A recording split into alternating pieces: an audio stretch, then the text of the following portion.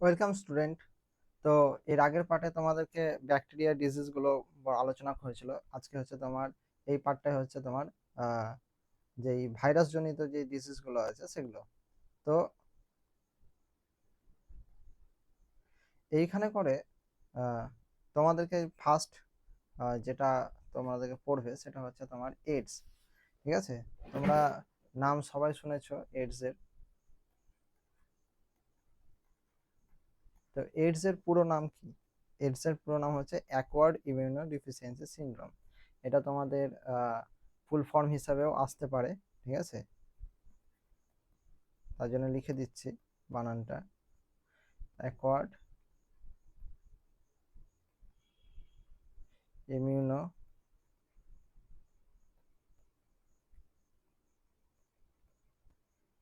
Deficiency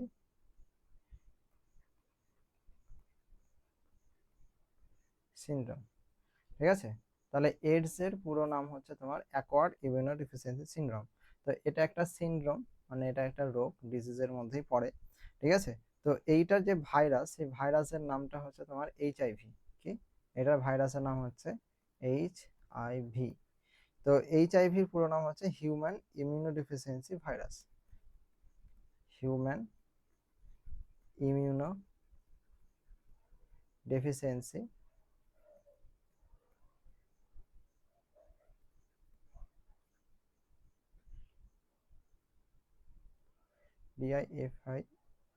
DIFIENCY হবে, double E হয়েছে, deficiency virus. তাহলে এই হচ্ছে তোমার এইচআইভির ফুল ফর্ম। ঠিক আছে, আচ্ছা, এটা হচ্ছে মেন। এইডস রোগটা সাধারণত এইচআইভির জন্যই হয়। ঠিক আছে, এছাড়াও তোমার কি হয় যে রেট্রোভাইরাস। ঠিক আছে, এছাড়াও তুমি যদি দেখো যে রেট্রো ভাইরাস। ঠিক আছে, তাহলে রেট্রো ভাইরাসের দ্বারাও কি হচ্ছে যে তোমার যে জেনেটিক ম্যাটেরিয়াল আছে, তারপরে আরএনএ, সেটা কনভার্টেড, যেটা ডিএনএ তে হয় রিভার্স ট্রান্সক্রিপ্টেজের থ্রুতে। ঠিক আছে, দিয়ে তারপরে সেটা কি করছে, ডাব্লিউবিসি কে মেরে দিচ্ছে। তো এর ফলে কি হচ্ছে, ডাব্লিউবিসি কে যখন মেরে দিবে তখন আহ, এর মধ্যে ইমিউনিটি পাওয়ারটা কিন্তু কমে গেল, কারণ ডাব্লিউবিসি আমাদের কি করে, ইমিউনিটি পাওয়ারটা বাড়ায় শরীরের মধ্যে। তাহলে ইমিউনিটি পাওয়ারটা যখন মারা যাচ্ছে, তো তখন কিন্তু এই রোগটা সাধারণত সংক্রামক হয়ে যাচ্ছে সেই হিউম্যানটার বডিতে। সেটা কিন্তু অতিরিক্ত পরিমাণে ছড়িয়ে যাচ্ছে এবং তার পুরো বডিটাকে তখন আহ, কি বলে যে দুর্বল করে দিচ্ছে। ঠিক আছে, তো এই রোগে মেন যেটা তোমরা মনে রাখবে সেটা হচ্ছে যে ইমিউনিটি পাওয়ার একদমই শেষ হয়ে যায়। ঠিক আছে, কি হয়, ইমিউনিটি পাওয়ার টোটালি শেষ। তার মানে ডাব্লিউবিসি, হোয়াইট ব্লাড সেল যেটা আছে, সেটা কি হবে, সেটা কমপ্লিটলি নষ্ট হয়ে যাবে। ঠিক আছে, বা মারা যাবে, নষ্ট হয়ে যাবে বা মারা যাবে।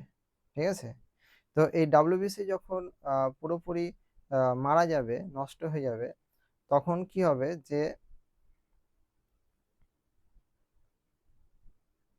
এর মধ্যে যে আরেকটা যেটা তোমার লিম্ফোসাইট কোষ আছে, টিএইচ লিম্ফোসাইট কোষ, সেটাও কিন্তু হ্রাস পেয়ে যাবে। ঠিক আছে, টিএইচ যে লিম্ফোসাইট কোষ আছে,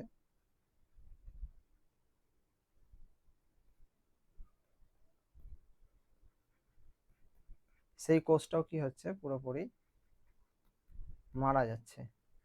ঠিক আছে, তাহলে এইডস হচ্ছে তোমার অ্যাকোয়ার্ড ইমিউনোডেফিসিয়েন্সি সিনড্রোম। এইটা যে ভাইরাসের জন্য হয় সেটা হচ্ছে এইচআইভি, হিউম্যান ইমিউনোডেফিসিয়েন্সি ভাইরাস। এছাড়াও এটা রেট্রোভাইরাসের জন্য হয়।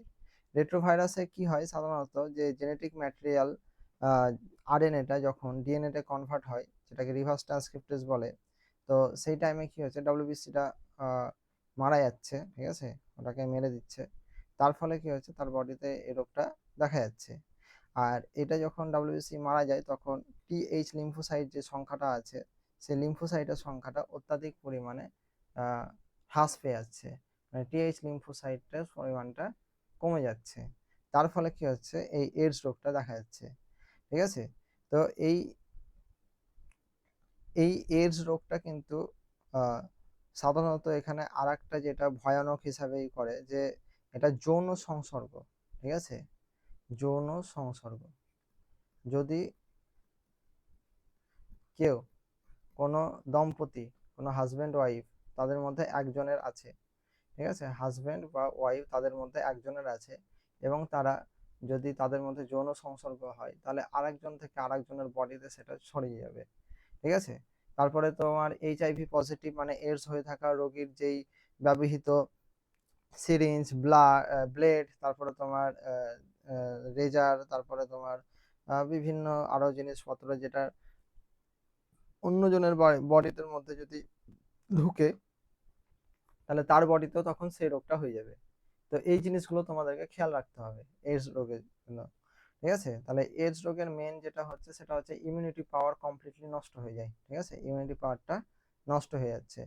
তার ফলে বডি আর কোনো কিছুতে রিকভারি হয় না। মানে এটা এরকম হয় যে তোমার ধরো এইডসে যেহেতু ইমিউনিটি পাওয়ারটা কমে গেছে, এই টাইমে তোমার ঠান্ডা লাগলো, ঠিক আছে, ঠান্ডা লাগলো বা জ্বর হলো, সেই পেশেন্টের যদি ঠান্ডা লাগে বা জ্বর লাগে তো সেটা ঠিকই হচ্ছে না, মানে ও কোনোদিন ঠিকই হচ্ছে না, ঠান্ডাটা ঠান্ডাই থেকে আছে 5-6 বছর ধরে, যতদিন ধরে সে বেঁচে আছে ততদিন ঠিক আছে।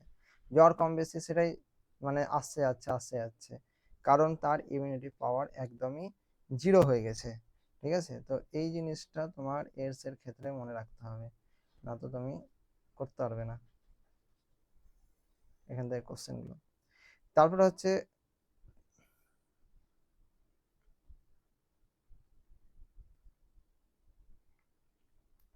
পোলিও, ঠিক আছে, পোলিও রোগ।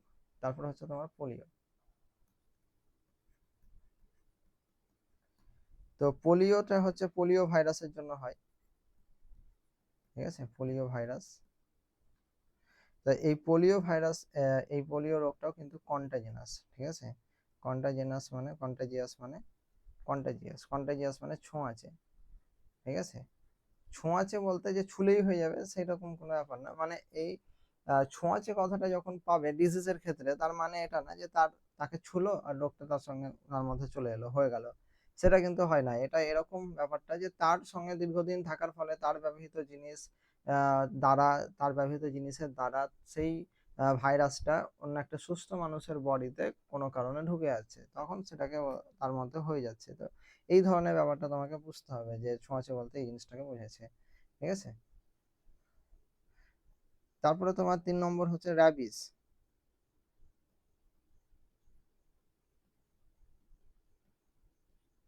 বা হচ্ছে হাইড্রোফোবিয়া।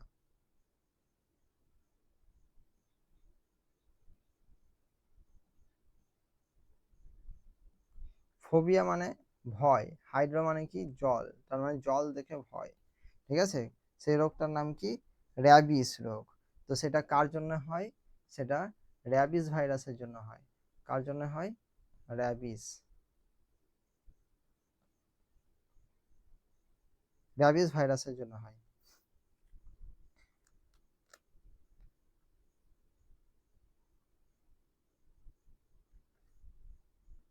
আচ্ছা, এটা কার দ্বারা ছড়ায়? যেই চামাচিকা বলি না, চামচিকা বা চামাচিকা, ইংলিশে বলে ব্যাট, বাদুড়, ঠিক আছে। তো সেই বাদুড়ের দ্বারা, ঠিক আছে, এইটা রোগটা ছড়ায়, ঠিক আছে। তো এই যে র্যাবিস ভাইরাসটা, সেটা কোন ফ্যামিলি গোষ্ঠী, কোন ফ্যামিলির অন্তর্গত, ঠিক আছে। RHABDOVIRIDI,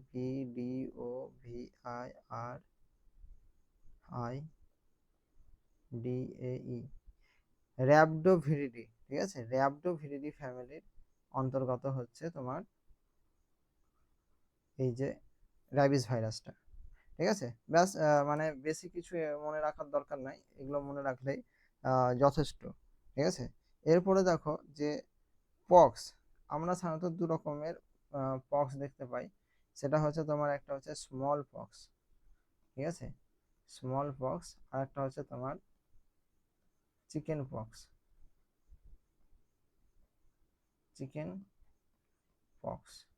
তাহলে এই যে স্মল পক্স আর চিকেন পক্স, এটা তোমার কোন রোগের জন্য হয়? আচ্ছা, পক্সে কি হয়? পক্সে এটা কি টাইপের ডিজিজ? স্কিন টাইপের ডিজিজ। এটা কোথায় দেখা যায়? চামড়াতে দেখা যায়। স্মল পক্স কোথায় দেখা যায়? এই সরি, স্মল পক্স কোন ভাইরাসের জন্য হয়? সেটা হচ্ছে ভ্যারিওলা ভাইরাস। কোন ভাইরাস? Variola virus. এই ভাইরাসের জন্য কি হচ্ছে? স্মল পক্স দেখা যাচ্ছে। তারপরে হচ্ছে ভ্যারিসেলা জোস্টার ভাইরাসের জন্য চিকেন পক্স দেখা যাচ্ছে। ঠিক আছে, VZV, কি VZV, তাহলে ভ্যারিওলা, তারপরে হচ্ছে জোস্টার, তারপর হচ্ছে ভাইরাস। তাহলে ভ্যারিওলা জোস্টার ভাইরাস, এই ভ্যারিওলা জোস্টার ভাইরাসের দ্বারা কি হচ্ছে? চিকেন পক্স ছড়াচ্ছে। ঠিক আছে, আর স্মল পক্স হচ্ছে ভ্যারিওলা ভাইরাসের দ্বারা। ক্লিয়ার? আচ্ছা, এই ক্ষেত্রে ওই যে ছোঁয়াচে কথাটা, সেই ছোঁয়াচে কথাটা তুমি ইউজ করতে পারো, বিশেষ করে স্মল পক্স চিকেন পক্সের ক্ষেত্রে। স্মল পক্সে তো প্রচুর পরিমাণে, যে এটা ডাইরেক্ট বাতাসের দ্বারা, ঠিক আছে, এটা ছড়িয়ে যাচ্ছে। ঠিক আছে, কিসের দ্বারা? বাতাসের দ্বারা, এয়ার ব্রন ড্রপলেট। ঠিক আছে, এয়ার বর্ন, সরি,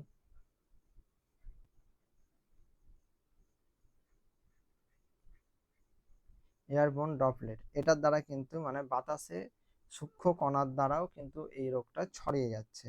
ঠিক আছে, সেটাই বলছে এখানে। তাহলে এই রোগগুলো কোথায় হয়? আমরা দেখেছি স্মল পক্স চিকেন পক্সে চামড়ার উপরে ছোট ছোট গুটি গুটি তোমার এই হয়ে যাবে, স্কিন গুলো ফুলে যাবে এবং জ্বালা করবে। তাহলে এটা হচ্ছে স্কিনে হচ্ছে। কোথায় হচ্ছে? এটা হচ্ছে স্কিন। এবার স্কিনের অনেকগুলো লেয়ার আছে, সব থেকে বাইরের লেয়ার যেটা, ঠিক আছে, সেটা হচ্ছে এপিথেলিয়াল। তাহলে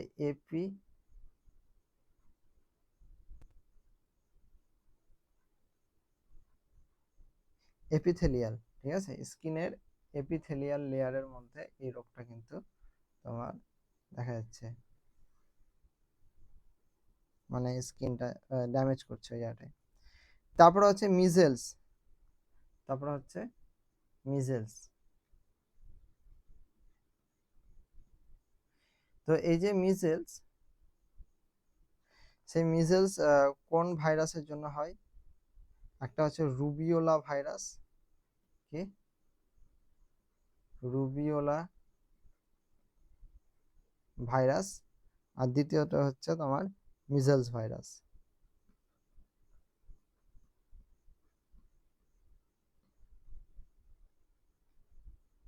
তাহলে এই দুটোর জন্য তোমার মিজেলস রোগটা হচ্ছে।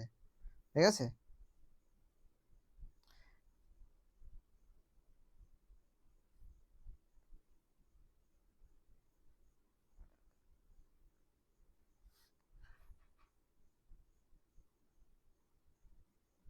তারপর হচ্ছে মামস ভাইরাস।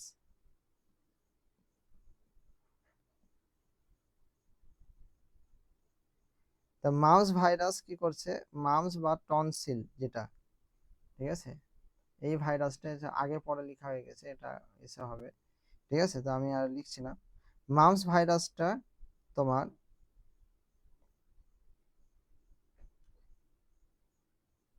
মাউস ভাইরাস বা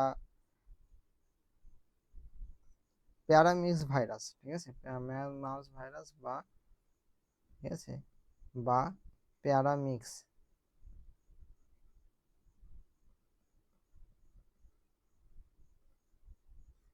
মাউস ভাইরাস বা প্যারামিক্স ভাইরাসের জন্য এই মাউস বা টনসিল রোগটা হয়। কোন রোগটা হয়? মাউস বা টনসিল।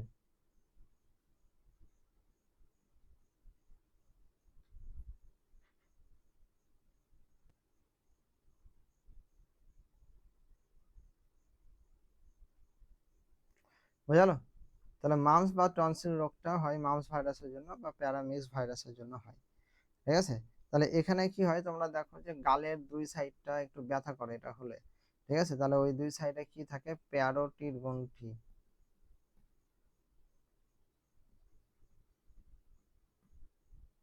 প্যারোটিড গ্রন্থি কি হচ্ছে? এটা ফুলে যাচ্ছে।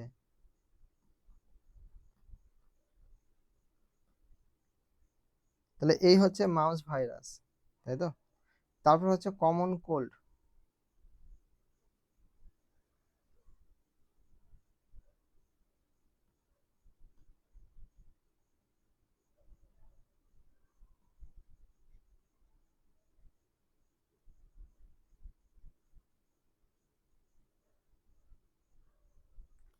তো এই কমন কোল্ড, আচ্ছা এরপরে হচ্ছে কমন কোল্ড। কমন কোল্ড তা হচ্ছে তোমার রাইনো ভাইরাসের জন্য। কার জন্য? Rhino virus.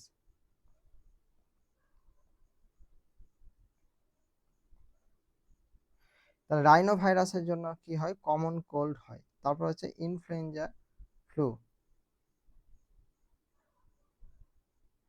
আচ্ছা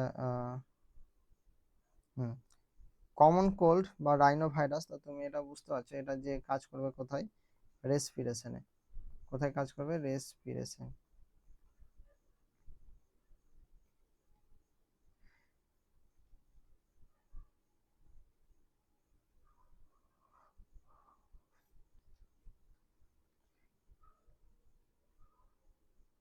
তারপর হচ্ছে ইনফ্লুয়েঞ্জা, ফ্লু।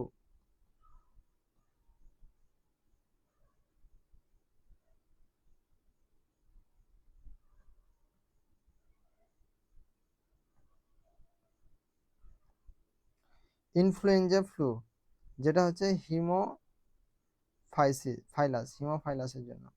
ঠিক আছে, যেটা হচ্ছে হিমোফাইলাস।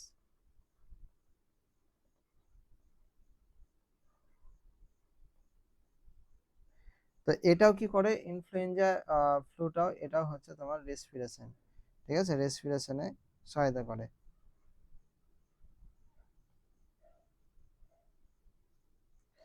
তারপর হচ্ছে সোয়াইন ফ্লু, বার্ড ফ্লু। তোমরা শুনেছো এগুলো? যখন এগুলো আসে তখন কি হয়? যে মানুষ মুরগির মাংস, চিকেন খাওয়া বন্ধ করে দেয়। তার ফলে কি হচ্ছে যে সেই চিকেনটার দাম কমে যাচ্ছে। ঠিক আছে, তো এই জিনিসগুলো দেখবে। তাহলে এর আগে হচ্ছে তোমার ইনফ্লুয়েঞ্জা ফ্লু হলো।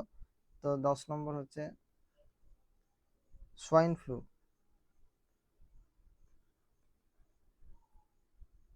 ঠিক আছে, তো সোয়াইন ফ্লুতে কি হচ্ছে? H1N1, এটা NW না। ঠিক আছে, H1N1 ভাইরাস।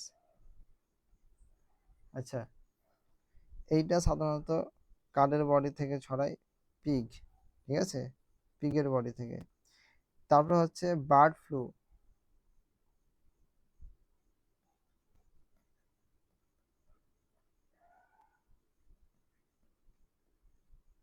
এটা হচ্ছে বার্ড ফ্লু, বা আরেক নাম হচ্ছে এভিয়ান ইনফ্লুয়েঞ্জা। কি নাম?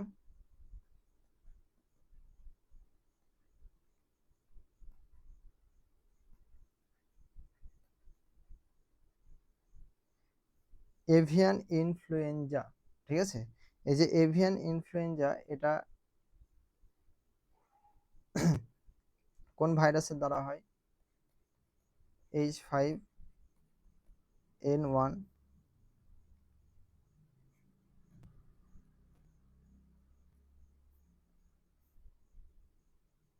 H5N1 ভাইরাস, আর একটা হচ্ছে H7N9।